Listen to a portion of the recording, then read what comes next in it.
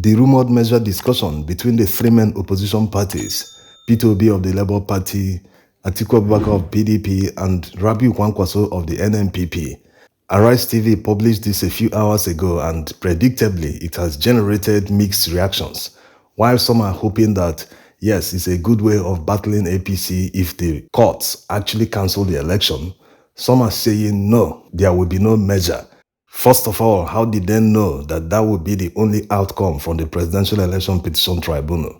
Cancellation of the election is just one of the many pleas that the petitioners are praying the court, so the court will not determine that in isolation. Yes, granted that the evidence for non-compliance is so massive before the court. In fact, to summarize it, they have evidence that more than 25 million votes cannot be accounted for. And when you consider the fact that INEC announced about 25 million votes as the total votes cast during the presidential election, it clearly shows that about half of the total votes cast at the election cannot be accounted for. Not that one person received all the votes that are unaccounted, but according to the law, once the margin of difference between the candidates, especially the first and the second, is less than the unaccounted votes, the election is supposed to be declared inconclusive by INEC. But since they didn't do it, the court may now cancel the election. But like already said, they won't do that in isolation. The only logical reason the judges are still deliberating on this matter, they haven't announced the judgment day, is because they are trying to find a winner. Let's take it one by one. Let's start with issues that borders on constitutionality. 25% is a constitutional matter. It's just about interpreting the relevant section of the Constitution. So it wouldn't take a judge more than 2 hours to interpret and write his judgment. 2 hours because maybe the judge wants to read about the judicial precedent on the same matter. If not, it will take less time because it's written in plain English. To make you understand how fast the judges can determine this election by just looking at the constitutional grounds, whether they were met or not. Remember what Olisa Abakoba said before the swearing-in ceremony. He said that the judges at the Presidential Election Petition Tribunal can determine and finalize the election petition under 1 week, that they should just focus on the constitutional matters. If they do that, they can resolve the whole problem under 1 week. That was his advice then. So based on 25% alone, they can round it up in a few hours. So I still reiterate, 7 days is enough time to go through the Court of Appeal at first instance and the Supreme Court.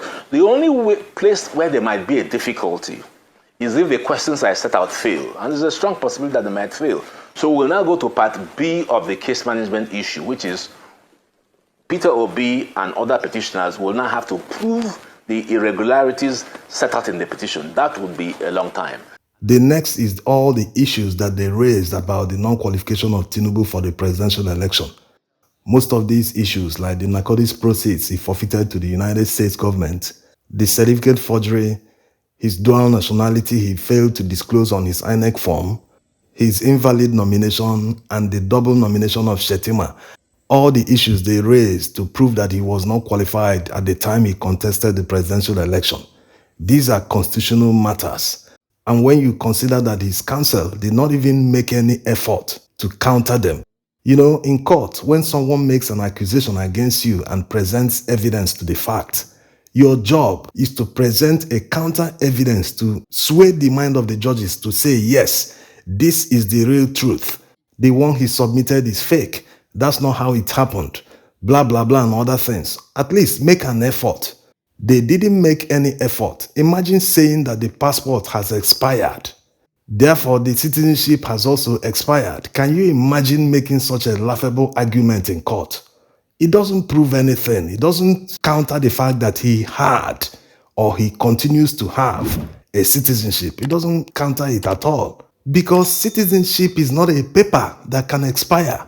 The passport is just for identification purposes. It's not the same thing as citizenship. So all these, they will just need to apply the Constitution. Hey, what does it say about someone who hid his dual nationality, who lied about it on his INEC forms? There's a provision for that in the Constitution. What about someone who forged a certificate? The two certificates are in front of the court. They have seen the two. There's no more deliberation that is needed.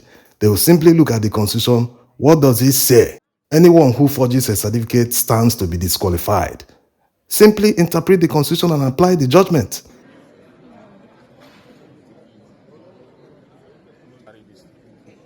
How about his failure to appoint a new vice presidential candidate more than 14 days after the placeholder withdrew his nomination? What does the law say? The law says a new vice presidential candidate must be appointed by the main candidate, by the flag bearer of the party, within 14 days. If that 14 days elapses without a new vice presidential candidate being appointed, the party should go back and conduct a fresh primary. Did all this happen? It never happened. APC maintained Tinubu as their flag bearer without conducting a fresh primary when they knew that they have flouted the law. They have breached the 14 days allowed by the law. So it's simple to determine. What does the law say? The law says it must be done under 14 days. Did he do it? The evidence says no, he didn't do it. Interpret the Constitution, write the judgment. It's as simple as that.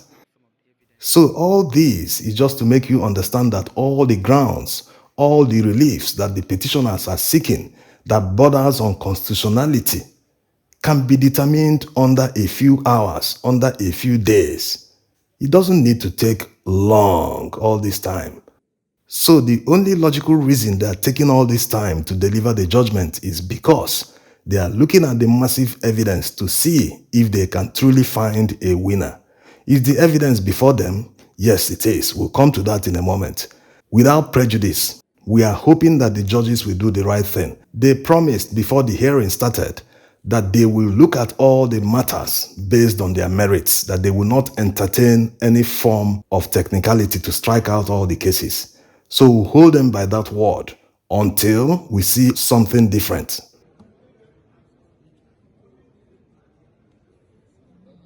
Getting back to the merger rumors, P2B will never accept any merger at this point in time because he knows he's at the pole position to be declared winner. Let's even assume that the only outcome is the cancellation of the election. All the candidates have tested their popularity. They know who is more popular. Do you think someone like P2B will step down for Atiku Abubakar?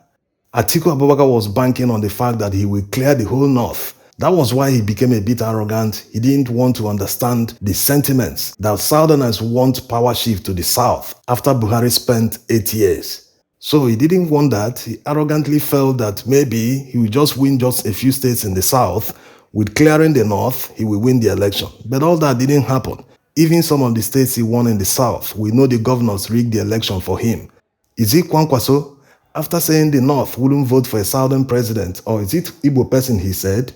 At the end of the day, the person he talked down on eventually won more votes in the northern region, more states in the northern region than Kwankwaso himself. So if it wasn't clear who was more popular before the election, it is now clearer after the election. All of them know, they are aware who is more popular amongst them. Even looking at all the presidential election polls that were conducted before the presidential election, none of them put Atiku as a winner. None. It was P2B that cleared all the polls, but one or two polls mentioned high turnout of voters as the condition for the win. That was why INEC disenfranchised millions of voters in Labour Party strongholds. They hid millions of votes, as can be seen in the 25 million votes that are missing, that cannot be accounted for. This takes us back to why the judges are taking their time, going by the evidence before them. The 18,000 blood copies that INEC gave Labour Party, and in order to prove the figures hidden behind them, the Labour Party submitted more than 10,000 polling unit results their own party agents gave to them on election day. A summary of the total votes Labour Party scored in those 10,000 polling units is approximately 2.5 million votes. When you add these 2.5 million votes to the total that INEC allocated to P2B, which is 6.1 million votes, that will push him to second position with 8.6 million votes. Is not finished.